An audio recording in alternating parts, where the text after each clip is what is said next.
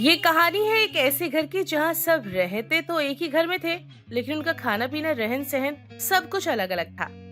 ऐसे ही एक दिन कविता टीवी देख रही होती है।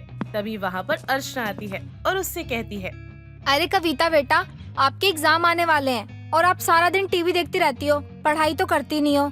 ऐसे थोड़ी ना चलेगा। माफ करना चाची, लेकिन आपको नहीं लगता कि आप मुझ पर ज्यादा ही कुछ रोक टोक करती हो? अरे नेहा भी तो है, आप उनको तो कुछ नहीं बोलती, सारा दिन खेलती रहती हैं। बेटा उसने अपनी पढ़ाई खत्म कर ली है और मैं आपके भले के लिए कह रही हूँ। मत बोलो मेरे भले के लिए कुछ भी, मुझे पता है मेरे लिए क्या अच्छा है और क्या नहीं। समझिए आप, अब जाओ यहाँ से। कविता अपनी चाची के ऊपर जोर से चिल्लाती है। उसके चिल्लाने की आवाज सुनकर अर्चना की सास और कविता की माँ मीनाक्षी दोनों आते हैं। क्या हुआ कविता बेटा, तुम इस तरह चिल्ला क्यों रही हो? अरे चाची से पूछो ना कि मैं क्यों चिल्ला रही हूँ। इतना बोलकर कविता वहाँ से उठकर चली जाती है। तो ही मीनाक्षी उसकी सास अर्चना से सवाल करती है, अर्चना क्या हुआ? कविता इस तरह चिल्ला क्यों रही थी? हाँ बहू, कुछ हुआ है क्या? माँ जी वो ना बहुत देर से टीवी देख रही थी और उसके ना एग्जाम आने वाले हैं, तो मैंने बस इतना ही कहा कि बेटा पढ़ाई कर ले, और वो इस बात पर इतना भड़क गई कि पता नहीं क्या ही हो गया उसको। आखिर मैंने उसे पढ़ने के लिए ही कहा था ना, तो वो इतना क्यों भड़क गई? क्या अर्चना, सच में तुम गरीब लोगों के अंदर जरा भी सेंस नहीं होता। तुम भले ही इस बड़े घर में रह रही हो, लेकिन तुम्हारी सोच वही दो कौड़ी वाली ही है। मीनाक्षी बहू, चुप बिल्कुल। और ये तो कैसे बात कर रही है छोटी बहू से? इस तरह से बात की जाती है? और ये तो क्या बोल रही है, दो कौड़ी वाली? और एक बात बता, इसने तेरी बेटी को पढ़ने के लिए क्या कह दिया? मतलब इसकी सोच दो कौड़ी वाली हो गई, तो इतनी नीच है। माँ जी, सच में आप भी ऐसी बात कर रही हैं? अरे आजकल बच्चों पर इतना प्रेशर नहीं डालना चाहिए, ताकि बाद में जब बच्चे के मार्क्स कम आए तो वो खुद के साथ कुछ कर बैठे। माफ करना दीदी, मैंने कविता को ना अपनी बेटी समझकर समझाया था, पर मैं ये भूल गई थी कि कविता ना एक बिजनेसमैन की बेटी है और मैं एक मामूली सी सब्जी बेचने वाली की बीबी। मेरी इतनी हैसियत नहीं है ना कि मैं आपकी बेटी को कुछ बोल सकूं। अर्चना, तुम कुछ ज्यादा ही नहीं बोल रही हो? अपनी औकात मत भूलो तुम। मीनाक्षी की बात सुनकर अर्चना तो चुप हो जाती है और अपने कमरे में चली जाती है। शाम को जब राजीव आता है तब अर्चना कहती है, राजीव जी बस अब बहुत हो गया, अब मैं 1 मिनट भी इस घर में नहीं रह सकती। मैं अब बहुत परेशान हो चुकी हूँ, मुझसे अब सहा नहीं जाता। जब देखो ये लोग हमारी बेइज्जती करते रहते हैं। हम लोग इंसान हैं या जानवर?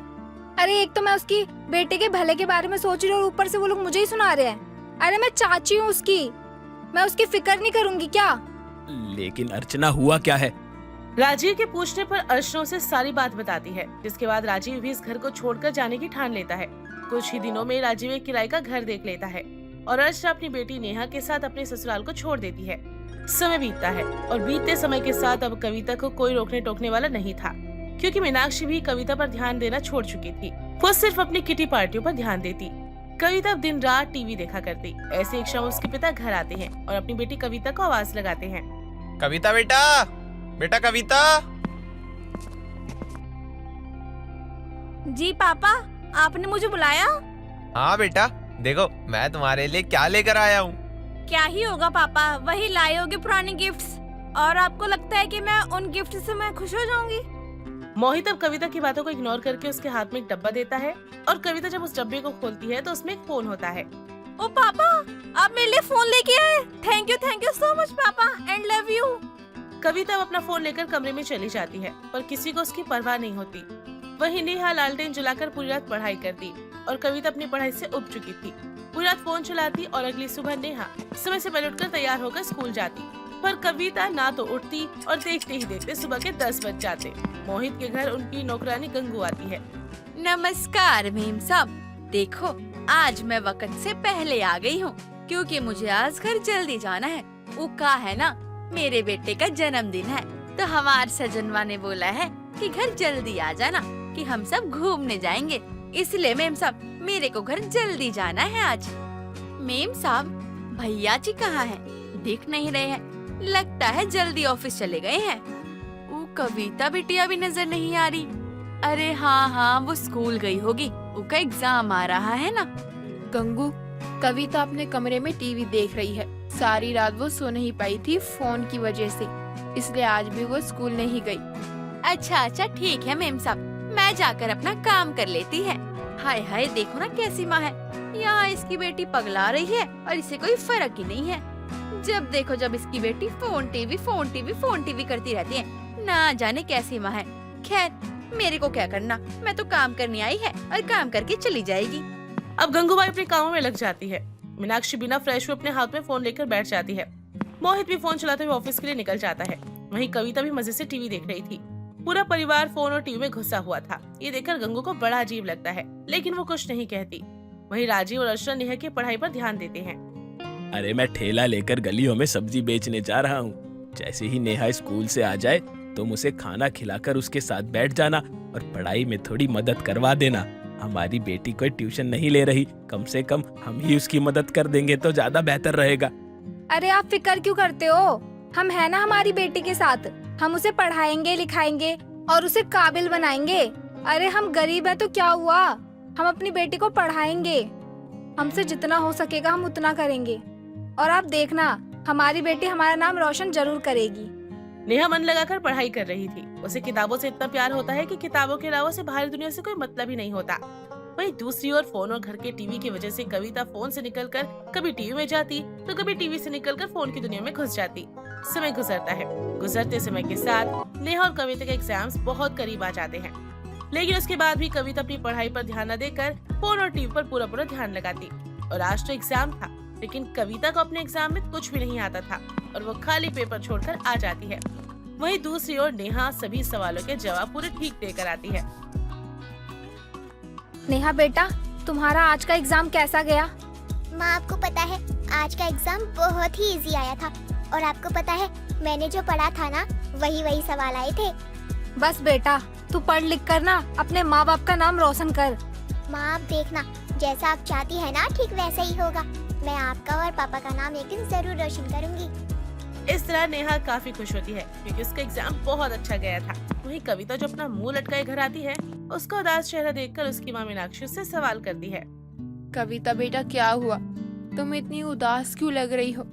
आज का एग्जाम अच्छा नहीं गया क्या तुम्हारा? नहीं माँ, मैंने जो पढ़ाई करी थी ना उनमें से एक भी सवाल नहीं आया और ज्यादातर क्वेश्चन छूट गए मेरे।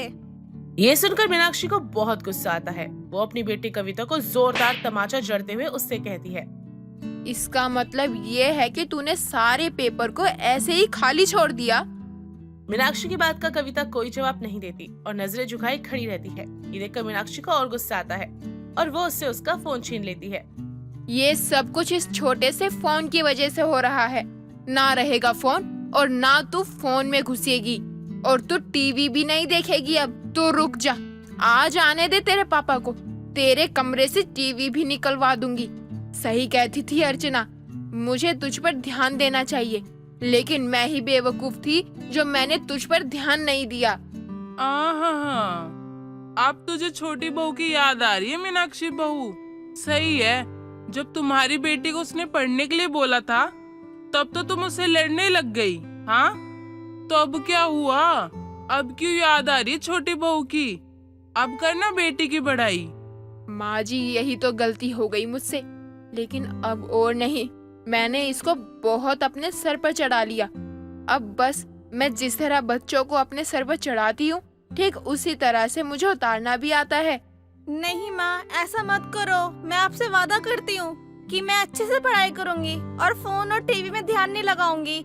प्लीज माँ, मैं आपसे कुछ नहीं करूँगी। मेरी आजादी मत छीनो मुझसे। कविता मीनाक्षी के सामने गिड़गिड़ाती रहती है, लेकिन उसकी माँ उसकी एक नहीं सुनती और उसके फोन को तोड़ देती है। शाम को जब मोहित घर आता है तो मोहित से कहकर वो कमरे से टीवी भी निकलवा देती है। समय गुजरता है।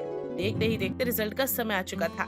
नेहा ने पूरे स्कूल में टॉप किया था और इसी खुशी में अर्चना अपने हाथ में मिठाई का डब्बा लिए अपने ससुराल में अपनी जेठानी के पास आती है और उसका मुंह मीठा करवाते हुए उससे कहती है, दीदी लीजिए अपना मुंह मीठा कीजिए, मेरी बेटी ने ना स्कूल में टॉप किया है। बहुत बहुत बधाई हो अर्चना, तुम्हें आखिर तुम्हारी बेटी ने स्कूल में टॉप करके तुम्हारा नाम रोशन कर ही दिया। वैसे दीदी कविता का भी रिजल्ट आ गया होगा, तो उसकी कौन सी पोजीशन आई है? नहीं अर्चना, मेरी बेटी ने कोई टॉप नहीं किया, उसकी कोई पोजीशन नहीं आई। बल्कि वो तो फेल हो गई इस बार। अर्चना, मुझे माफ कर दो। तुमने हमेशा मेरी बेटी के भले के लिए ही कहा, लेकिन मैंने तुम्हें हमेशा खरी खोटी सुनाई, जिस कारण तुमने ये घर छोड़ दिया। जब तक तुम यहाँ थी तब तक कविता तुम्हारे दबाव में आकर पढ़ लिया करती थी, लेकिन जब से तुम गई हो तब से कविता को एक आज़ादी मिल गई है और इस कारण वो फेल हो गई है। अरे नहीं दीदी, ऐसी कोई बात नहीं है। कविता ना आज भी पढ़ लिख कर ना अच्छे नंबर से पास हो सकती है। बस आप ना उसका टीवी और फोन चलाना कम करवा दीजिए।